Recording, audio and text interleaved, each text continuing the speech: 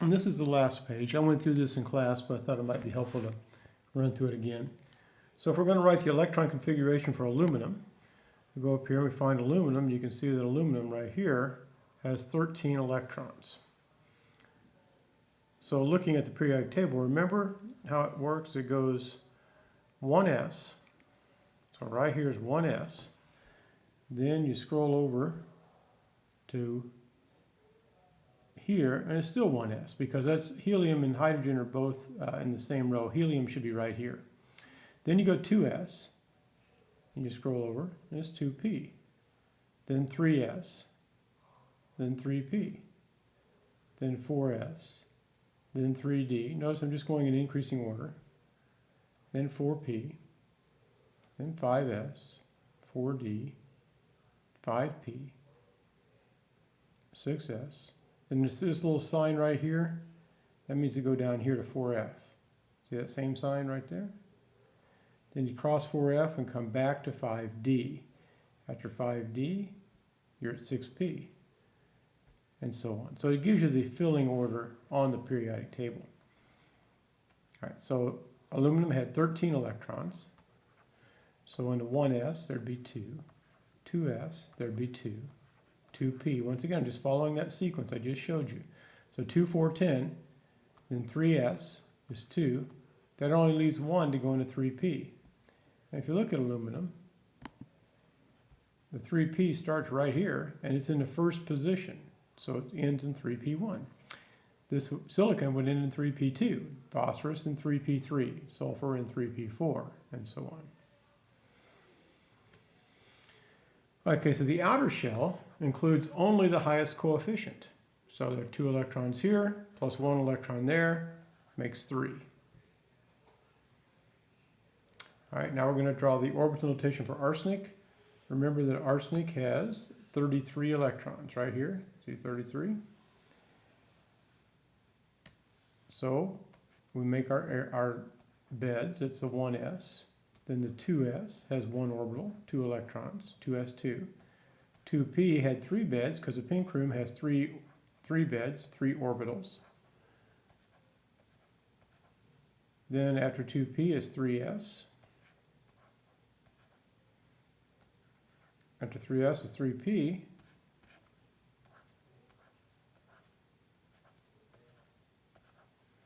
After 3p, 4s. Okay, so after we got 2, 4, 6, 8, 10, 12, 14, 16, 18, 20. So now we're going to go to 3D. This really should be higher, but I made these too big, so put them over here. The dark room had 5 beds, 10 electrons. So now I've got 30 electrons, and after 3D was 4p. And the way I know this is I'm just following the periodic table. 1s, 2s, remember how we did a minute ago, 1s, 2s, then 2p, then 3s right here, then 3p, then 4s right here, then 3d. So right now I'm at the end, I'm at zinc, I'm at element 30. I want to go to 4p next. This 4p has 3 electrons in it to make our 33 for arsenic. So that's what it'll look like. How many in the outer shell? The outer shell is the highest coefficient. So the highest coefficient is 4. And so there's 2, 3, 4, 5. Okay, now one other thing about that. If you look at arsenic here, remember I talked to you about the tall columns? First column 1A, 1 electron. 2A, 2 in the outer shell. Then you go over here to the 3A, 3 in the outer shell, 4 in the outer shell, 5 in the outer shell. Notice arsenic's in 5A, has 5 in the outer shell. Okay, the configuration shown below. So you look at krypton. Krypton has 36 electrons. See them right here? 36. So just the symbol Kr means 36. So that's 36. Then you have 2 here, and 10, and 3. So what's 36 and 2 and 10 and 3? It's 51. So element 51 is antimony. So our answer, antimony. Okay, this one's argon. If you look at argon, argon has, right here you can see 18 electrons. So just writing the symbol AR, that gives you 18 electrons. Then you add 2 and you add 6. So 18 and 2 is 20 and 6 is 26. And element 26 is iron. So you go up here, element 26 right here, iron. Okay, now dot diagrams. Oh, by the way, on the noble gas, suppose I told you to write the noble gas configuration, say for, let's do tellurium. Okay, so krypton's right here. You go up a row, go to the far right side of that row, and write that symbol. So krypton. So we'd write, we're doing tellurium, Te. Okay, so write the noble gas for it. I'm just making this up, it's not on the test. You do krypton, Kr, and that would be 36 electrons. But tellurium has 52. So we'd have to go beyond krypton. Krypton was 36 right here. So then we go here to 37, be 5s2, then 4d10. And then we go over to tellurium, which is in 5p4. So you write krypton, 4s2, 5p10, or 5d10, sorry, 5d10, and then 4p4.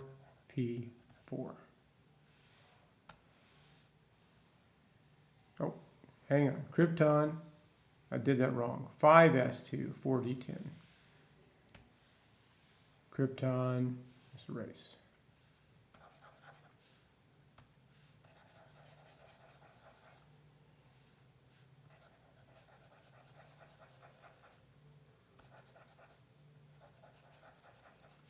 That's probably good enough.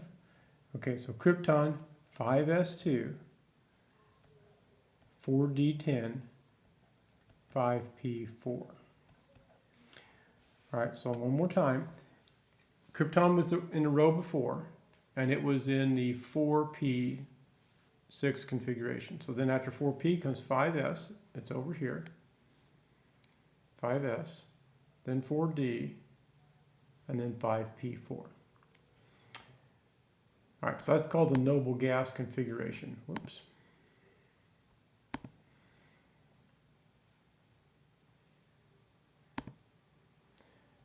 All right, now dot diagrams. Dot diagrams depend on the outer shell. So we're going to do phosphorus and oxygen. You know the phosphorus has, see this 5 right here? 5 electrons in the outer shell. Oxygen has 6. So I'm going to go ahead and write those down, then remind you about how we know where they go. So oxygen has 5 in the outer shell. Phosphorus had 5 in the outer shell. Oxygen had 6. So anytime you're doing an electron configuration for some element, you got an S bed, and then you got 3 P beds. The sunny room had 1 bed. The pink room had 3 beds. So we put the 2 electrons of the 5. We put 2 together in the sunny room, like we would have on the house analogy.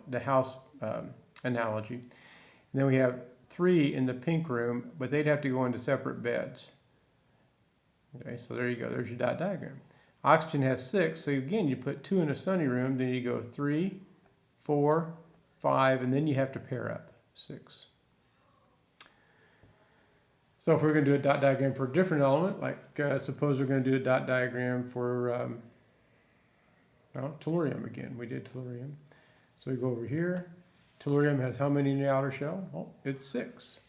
So tellurium's dot diagram is going to look just like oxygen. 1, 2, and then 3, 4, 5, 6. So dot diagrams are pretty simple. You just look and see how many's in the outer shell. Okay, P sublevels of silicon. You look at silicon. Silicon's got 14 valence or 14 electrons, 14 total electrons. So the 1s holds 2, the 2s holds 2, the 2p holds 6, the 3s holds 2. Now I've got 2, 4, 10, 12. and that's 14. So how many p electrons are there? There's 6 here and 2 here. So 6 plus 2 makes 8, and that's your final answer.